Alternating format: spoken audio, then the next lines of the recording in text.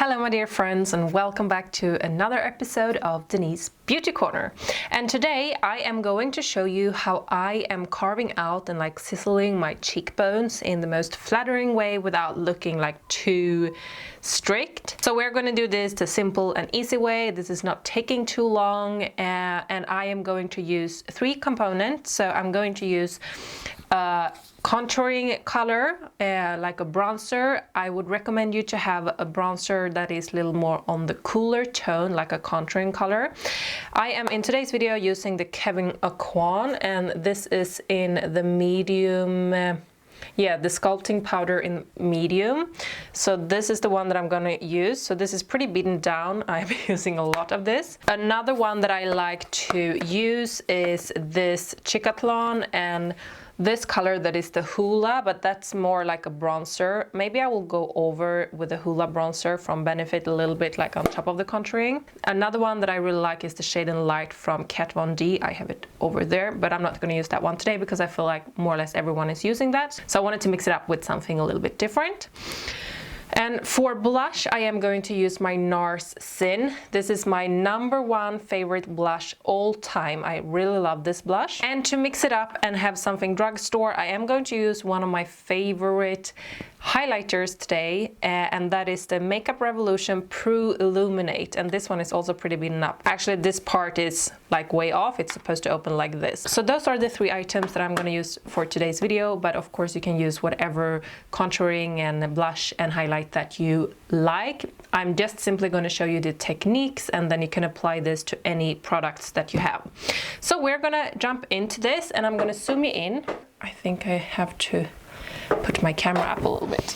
Okay, so the first thing that I'm going to start with is to contour out my cheekbones. And I feel a big difference that many people are doing when they are gonna check their cheekbones and carve out the cheekbones is that they are sucking in the cheeks like this. And the thing is that when you're doing that, you actually get a little bump here. So I get the feeling when you are doing that and putting the contouring there, you can actually get a little bulldozer kind of feeling where you get the heaviness a little bit down here in the not so flattering way. What you want is to actually highering the cheekbones, so you want most of the contouring to actually land in the top of the cheekbones and not so much down here. And if you want to have it down here, you do not want to have it here. So something that I like to do is that I, instead of sucking in my chins, I just drag the chin to the side. This is very hard to explain. If you drag it to the side, you can actually feel, I don't know if the camera is picking up, but if you look like this, and you can actually see some of the cheekbone line. And the thing is, when you're doing it that way, you actually get the higher points of your cheekbones instead of the lower points. So when you're sucking in your cheeks, you get the line here, but when you're just moving your chin to the side, you actually get the line here. So I think that is the most flattering way to do it, to get more a lifted feeling. So what I am going to do is I'm going to use a little pointier brush, and I have 2 favorite brushes to use for this. The first one is this one, that is my Milan blush brush. That is a little bit pointier. Can we get focus, please? And another one is my Sueva, and this is the Face Shape brush. So this one is also a little more pointy. What I like with those is that you can actually get very tight in under your cheekbones. Today I am going to use the Sueva one. I actually usually always use my Milan one, so I wanted to go for the Sueva one. So we're gonna go in, and I'm going into the Kevyn Aucoin, taking away the excess, and make sure that the surface on your face is smooth when you start to contouring.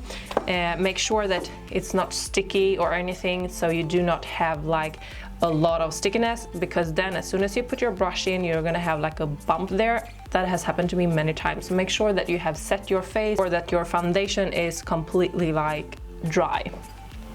So then what I do is I'm starting, and as you saw me do, I'm just gonna do like this to get under my cheekbones. So when you do like this, you can actually feel where your cheekbones is hitting and go all the way down to here. So I wouldn't recommend you to go further down than here where your cheekbone is stopping, because if you go further down, it's not going to look natural, because there you naturally wouldn't have any shadow, because that is what we're doing. We're trying to create a shadow from the cheekbones.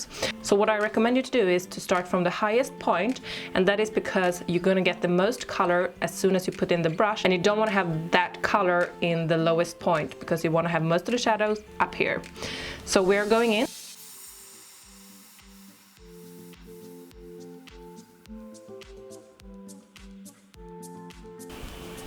And as you can see, it's very hard to talk when I'm doing that, but as you can see, we are creating a shadow right under the cheekbones.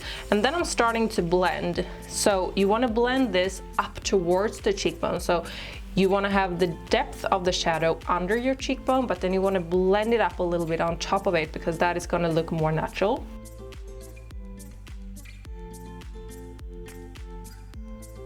And you see, I'm not going more in than this, because here is naturally where my cheekbone is finished. So if you go further down, you're gonna get that bulldozer bulk that you don't want.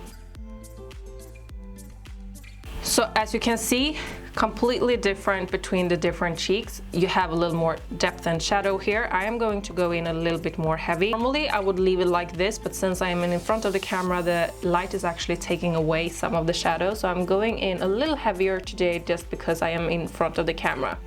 But you should always do what's most suitable for the purpose. And what I like to do is I like to continue to go up a little bit round my cheekbones and up towards the side of my eye. And this is because it's like creating a little more like oomph feeling.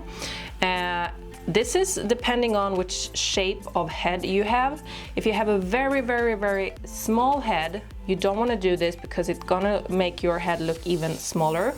But I like to do this because it's creating a little more like nice feeling.